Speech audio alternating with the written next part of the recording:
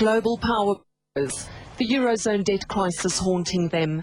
Nobody's prepared for what might happen should Greece default or shelf the euro. With this heady mix, the hoping for some support for Africa's development agenda. Developed countries are innocent tenders who have been caught up in the economy. We feel strongly about the need to open up the world market in order to stimulate the recovery of the global economy. It's unlikely to find resonance with a troubled event. Africa is the least of worries. Poor fiscal management, over-borrowing and a huge public service debt triggered the Greek. For this reason, the President also pushed for structural reforms of trade and financial institutions. The world is changing. It has changed. We cannot stick to the old rules and regulations. If we do so, we are denying the reality that things change. And we might therefore be discussing endlessly findings that are now outdated. Investors are concerned about growing protectionist measures. A call has also been made to conclude the trade organization negotiations. The sporting world was today given a message. Corruption will be punished much more than fines and suspensions. The Pakistani trio of Salman Butt, Mohammad Asif and Mohammad Amir was sentenced to a combined term of 4 years.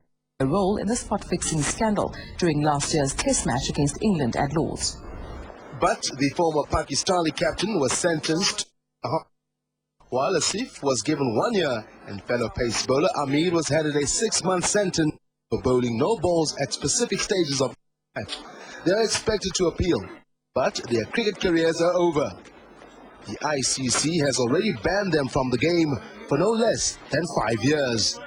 On behalf of Salman Butt, I simply want to confirm that we will be appealing his sentence and lodging grounds of appeal against sentence within the next 24 hours. Thank you very much. Almost a decade of committed to receiving money from Indian bookmakers in cricket again on high alert. The reality is maybe 10 still talk about the same issue.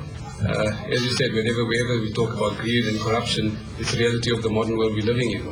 So from our minimize and exposure is find themselves exposed to. It was the first time cricketers have received jail terms for corruption and match fixing.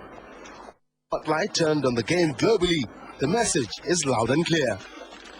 Sositola, SA, Johannesburg. The International Criminal Court says it's investigating of during Libya's conflict.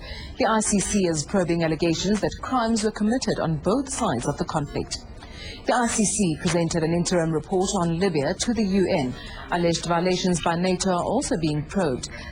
Claims that black Africans suspected of being mercenaries were detained en masse by the NTC. And the country is no exception when it comes to rape being used as a weapon of war. The ICC is too early to determine the exact number of rapes, but hundreds were committed.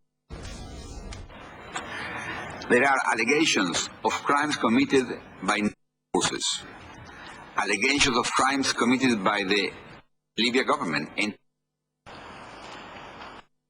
including the alleged detention of civilians to be mercenaries and the alleged combatants, as well as allegations of additional crimes committed by Gaddafi forces.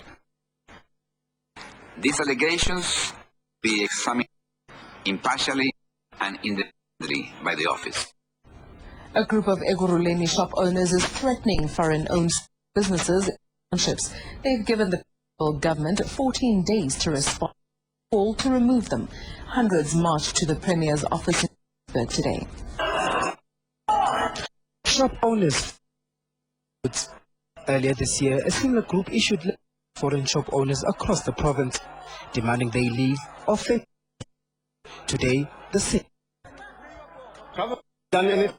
Have blossomed from 154 to 450 illegal shops, and then government has done so far.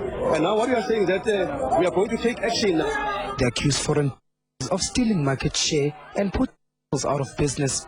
The office has called for calm. We are going to give it and we will get back to you or respond to you within the prescribed time of your demands. Tiani, KMC shop had to close of the competition. Prices are too cheap. I don't know where they buy their stock, but they have taken all my customers. Locals say they shop where it's cheaper, and the foreigners deny doing anything wrong. Taking the business, but we are and prepared ourselves. So if we're not working, we don't get nothing. The concerned group will meet to Manqoba Mchunu, SABC, Johannesburg.